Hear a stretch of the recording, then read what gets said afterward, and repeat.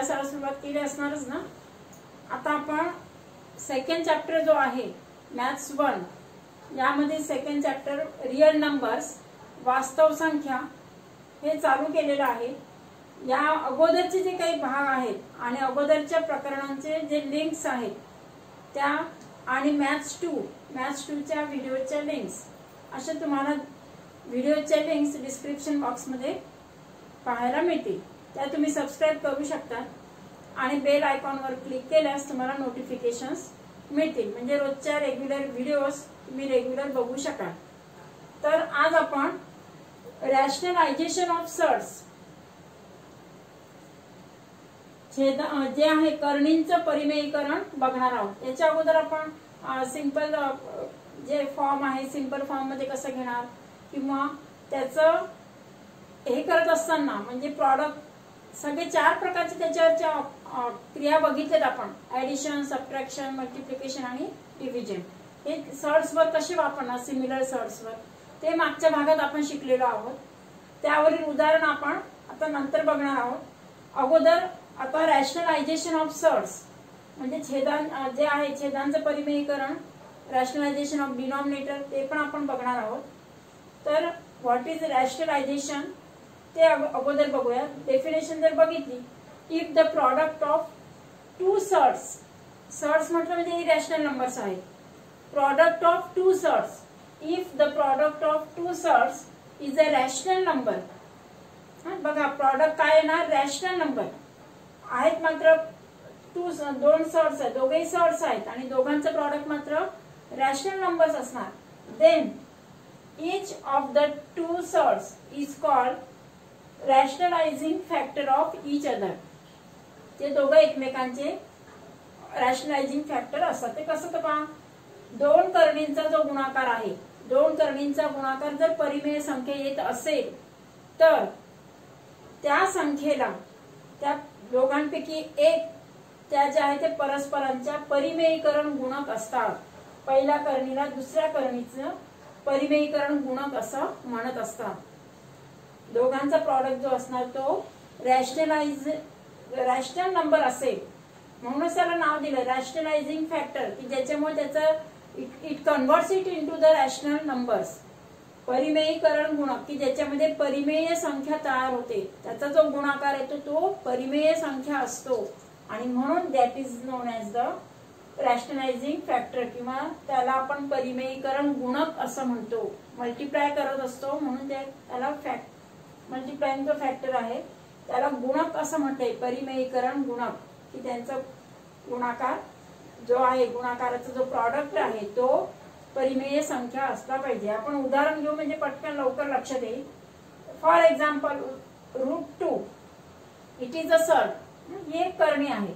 आता √2 ला जर मी √2 ने मल्टिप्लाय केलं तर आता काय मिळेल बघा, √2 × √2 √2 × 2 वर्गमुळात 2 गुणिले 2 किती झाले 4। 4 चा वर्गमूळ निघू शकतो, 4 चा वर्गमूळ काय निघाला 2 निघालाय, म्हणजेच आणि 2 इज द रॅशनल नंबर, परिमेय संख्या आहे ती। आता हे मात्र सर्ट्स होते, हे जे काय झालं या करणी आहेत अपरिमेय संख्या, 2 अपरिमेय या ज्या संख्या ज्या करणी आहेत त्या करणींचा गुणाकार मात्र याचा स्क्वेअर रूट निघून काय मिळालं आपल्याला रॅशनलाइज नंबर, परिमेय संख्या मिळालेली आहे। म्हणून त्याला म्हटलंय √2 is non as rationalising factor of the √2, म्हणजे √2 इज रॅशनलायझिंग फॅक्टर ऑफ √2। वर्गमुळात 2 याला मल्टिप्लाय केलं याला, म्हणजेच काय वर्गमुळात 2 हा वर्गमुळात 2 चा परिमेयीकरण करणारा गुणक आहे, परिमेयीकरण गुणक आहे असं त्याला म्हणता येतं। तसं त्यावर आधारित आणखी एक उदाहरण बघूया म्हणजे लक्षात येईल। इथे पहा आता, म्हणजे एकच गुणक असेल का, एका सर्टसाठी एकच रॅशनलायझिंग फॅक्टर असू शकत नाही, एकापेक्षा जास्त रॅशनलायझिंग फॅक्टर असतात आणि म्हणून मग ते कसं बघा, आता √2 साठी आपण √2 हा रॅशनलायझिंग फॅक्टर बघितला, आणखी एक दुसरा फॅक्टर रॅशनलायझिंग आहे का ते बघूया। √2 मल्टिप्लाइड बाय √8 काय मिळालं आपल्याला बघा, √2 × 8 2 × 8 किती झाले 16, √16 दॅट इज किती मिळाले याचा जर स्क्वेअर रूट काढला 16चा वर्गमूळ निघतो आणि तो किती मिळाला 4. म्हणजे it is the rational factor, म्हणजे रॅशनलायझिंग फॅक्टर कशाचा, तर रूट 2चा रूट 8 हा परिमेयीकरण कारक गुणक आहे किंवा परिमेयीकरण गुणक आहे. पहिला आपण घेतला तो रूट 2 आहे, दुसरा रूट 8 घेतला. रूट 8 ने जर आपण मल्टिप्लाय केलं तर आपल्याला काय मिळालं 16. Square root of 16 is 4. 4 is the rational number and therefore हा जो आहे root 8 it is also rationalizing factor of root 2. हा एक पहिला फॅक्टर काढला आपण आणि दुसरा कोणता रूट 8. म्हणजे एका सर्टसाठी किंवा एका सर्टचे 2 पेक्षा अधिक परिमेयीकरण गुणक असू शकतात. एकच गुणक असेल असं नाही, मे बी मोर दॅन 2 और मोर दॅन 1. मग अशा पद्धतीने आपल्याला रॅशनलायझिंग फॅक्टर काढायचे की ज्याच्यामुळे त्याचा प्रॉडक्ट आपण हे केल्यानंतर प्रॉडक्ट काय आला पाहिजे, रॅशनल नंबर. प्रॉडक्ट जो आहे तो परिमेय संख्या जेव्हा येईल तेव्हा तो परिमेयीकरण गुणक आहे असं आपण म्हणू शकतो. आणखी एक उदाहरण बघूया आपण. आणि रूट 27. आता रूट 27 ला मी असं लिहू शकते ना, 9 त्रिक 27. 9 का घेतले, कारण 9चा स्क्वेअर रूट निघतोय. त्याला सिंपल सर्ट्स मध्ये आपण कन्व्हर्ट करत आहोत. अगदी साधी करणीमध्ये, सोप्या करणीमध्ये रूपांतर करायचं. 9चा वर्गमूळ निघतोय 3 आणि या 3चा निघत नाही, म्हणजे काय झालं 3 वर्गमुळात 3. आता याचा मला याला रॅशनलाइज करायचंय. Now way to rationalize this. आता रॅशनलाइज करण्यासाठी मी रूट 3 आहे, रूट 3 ला जसं इथे रूट 2 ला मल्टिप्लाय केलं तसं रूट 3 साठी काय करणार, रूट 3 ने मल्टिप्लाय करूया. रूट 3 ने जर गुणाकार केला तर काय होईल बघा, 3 इंटू अंडर रूट 3 इंटू 3 किती झाले 9. आणि ह्या 9चा स्क्वेअर रूट काढला तर काय येणार 3 येतो. 3 इंटू 3 दॅट इज 9. आणि 9 काय आहे, rational number. It is rational number. Therefore root 3 जो आहे की ज्याला आपण ह्या रूट 3 ला रूट 3 ने मल्टिप्लाय केलंय, root 3 is the rationalizing factor of the given root 27. Root 27 चा रूट 3 हा काय रॅशनलायझिंग फॅक्टर आहे. वर्गमुळात 27चा वर्गमुळात 3 हा परिमेयीकरण गुणक आहे, कारण त्याला गुणाकार केल्यानंतर वी गेट 9. 9 हा परिमेय संख्या असणारा आहे, म्हणून तो परिमेयीकरण गुणक आहे. त्याच्यावर आधारित आणखी आपण उदाहरण बघूया. रॅशनलायझेशन ऑफ सर्ट्स आपण बघितले. आता रॅशनलाइज द डिनॉमिनेटर, छेदांचं परिमेयीकरण कसं करायचं ते बघणार आहोत. म्हणजे परिमेयीकरण कारक गुणक जो आहे रॅशनलायझिंग फॅक्टर तो पाहिल्यानंतर आता डिनॉमिनेटरला रॅशनलाइज करायचंय.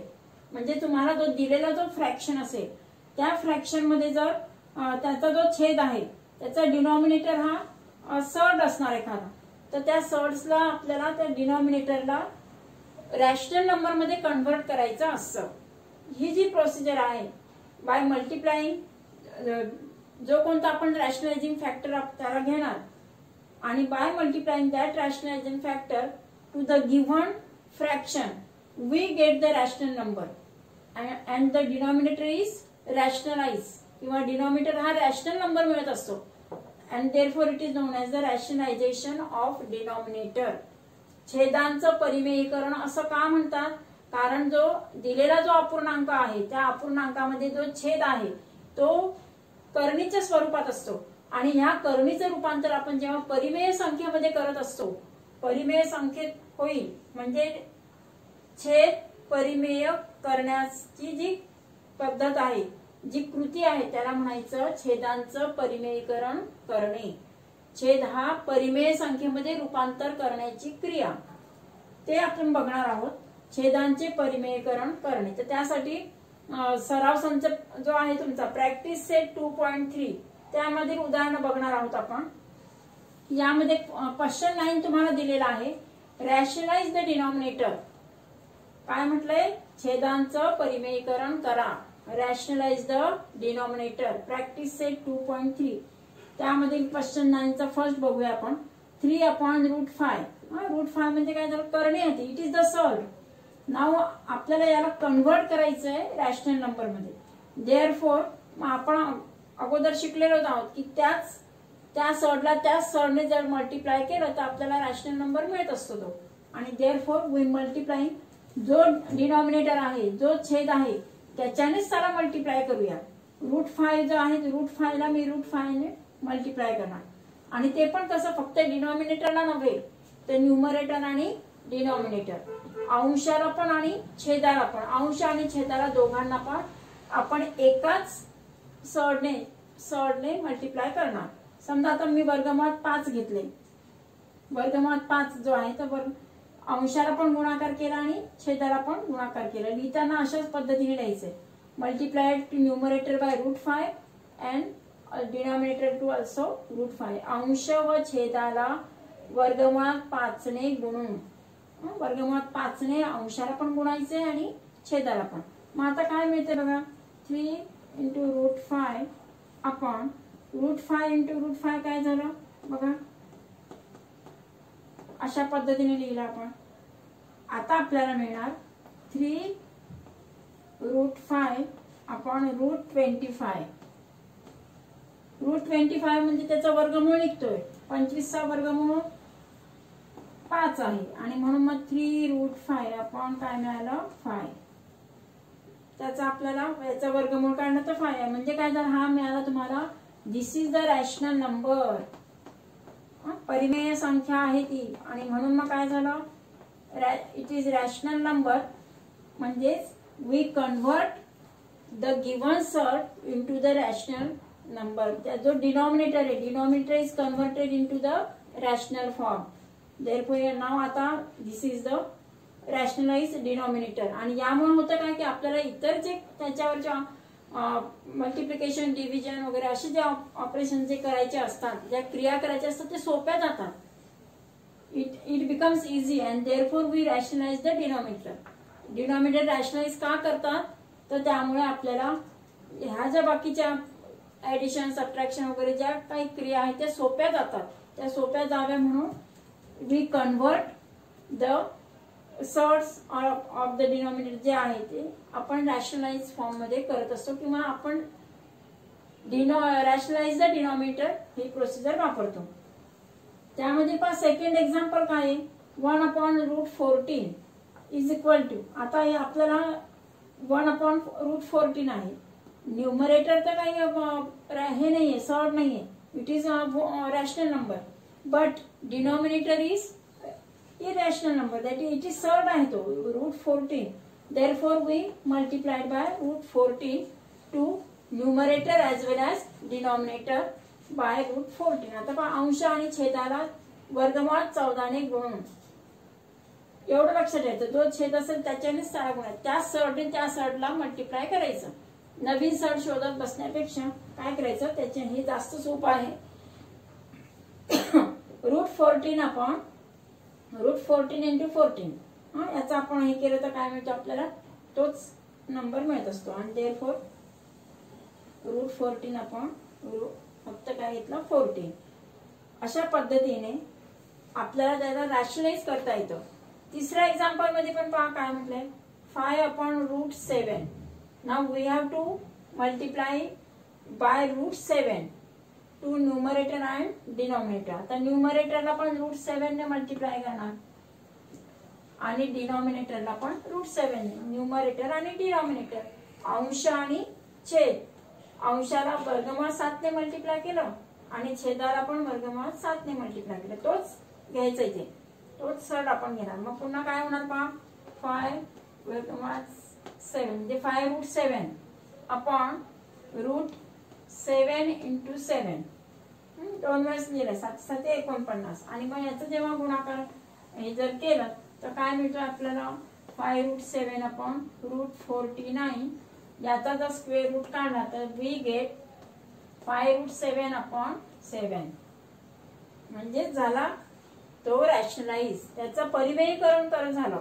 छेदाचं काय झालं इथे आता परिमेयीकरण झालेलं आहे. म्हणून याला म्हणायचं रॅशनलाइज द डिनॉमिनेटर. उलट सोपं आहे ते. रॅशनलायझेशन केलं म्हणजे तुम्हाला त्याच्यावरची जी सिम्प्लिफाय करण्याची जी उदाहरणं आहेत ती करणं जास्त सोपं जात असतं आणि म्हणूनच आपण नेहमी न्यूमरेटर असेल तर न्यूमरेटर किंवा डिनॉमिनेटर असेल तर डिनॉमिनेटर तो रॅशनलाइज करायचा असतो. Okay, thank you.